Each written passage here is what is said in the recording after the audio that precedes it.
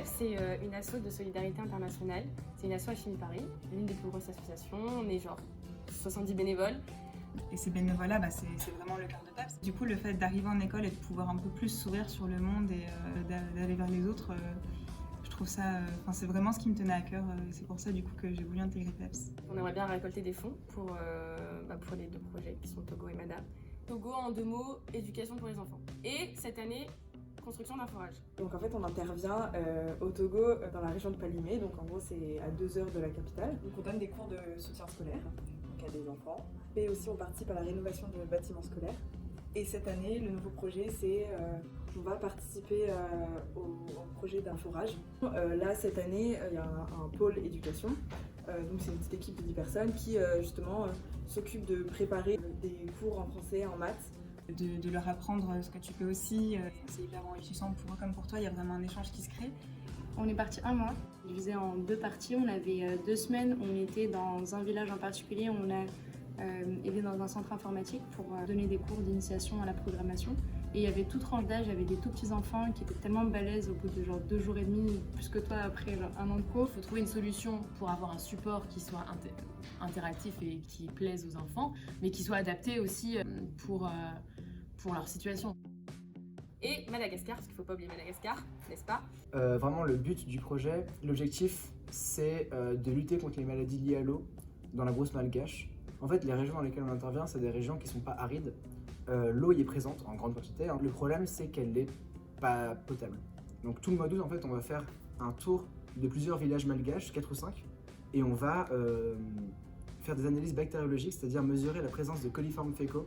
Les coliformes fécaux qui sont caractéristiques donc, du développement des maladies liées à l'eau. C'est pas que ça, mais c'est quand même un bon indicateur de la quantité de bactéries qu'on a. Les prélèvements d'eau, ils se font tout au long du ruisseau, disons, de la source en amont du village jusqu'aux fontaines au sein du village. Et donc on faisait des prélèvements réguliers tout au long de ce trajet. Donc, constater l'état de l'eau sans et avec les installations, et ensuite trouver les problèmes qu'il y avait dans les installations si jamais il y en avait. Il devrait y en avoir. On a une partie scientifique qui se fait sur place à Madagascar, une partie scientifique qui se fait à l'école.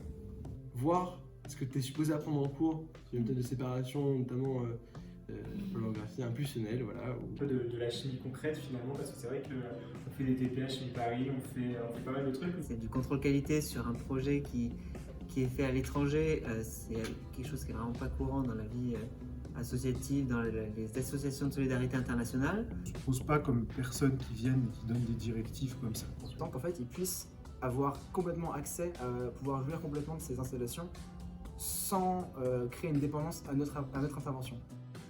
Un événement, un truc que tu retiens avec PEPS, un truc qui t'a marqué? Non, pas un événement, mais tous les événements qu'on a pu faire et auxquels j'ai pu participer. Par exemple, ce que j'ai appris beaucoup à PEPS, c'est à faire des sandwichs. Ça peut être dérisoire comme ça, mais c'est hyper important les sandwichs PEPS dans la vie ACP.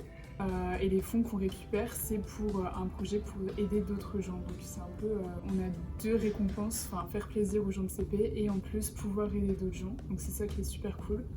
Ça permet de un peu souder l'école et de créer des trucs. On sait par s'occuper des boules de Noël, distribuer les boules que les étudiants pouvaient customiser. On a des tournois sportifs qui sont organisés, et donc PEPS fait les sandwichs, etc. Et au final, il y avait énormément de gens. On avait fait les hot dogs sur place et tout, on avait tout vendu et tout, il y avait la musique, c'était trop bien. Franchement, j'ai kiffé. On parlait d'emballages cadeaux. On faisait les emballages des gens et on pouvait leur raconter, ce qu'on faisait, etc. C'est vrai que c'était sympa de présenter l'association aux personnes qui venaient dans le magasin. Il y a eu aussi les roses de la Saint-Valentin, donc ça c'est la deuxième grosse vente. Il y a tout le monde qui est super content. Vraiment des souvenirs qui sont hyper cool parce que tu participes aussi à la cohésion des gens de l'école. Qui est un projet qui est plus grand que toi, qui est plus grand que l'individu, qu'une seule personne, que nous en France. C'est toute une communication pour une lutte, pour essayer d'atteindre notre objectif final. Cette année, pour la partie Madagascar, l'argent qu'on récolte avec Ulule, avec nos collègues de fonds, cet argent serait utilisé pour acheter du matériel de construction, pour construire les systèmes d'adduction d'eau potable sur place, et aussi du matériel de chimie, donc des réactifs pour faire des analyses sur place, du méthanol, etc. Et pour la construction, pour l'exécution du forage plutôt. Il y a un peu d'argent aussi qui va aller dans l'achat de matériel scolaire, donc des cahiers, des stylos, mais aussi des jeux, des cerceaux, des ballons, etc.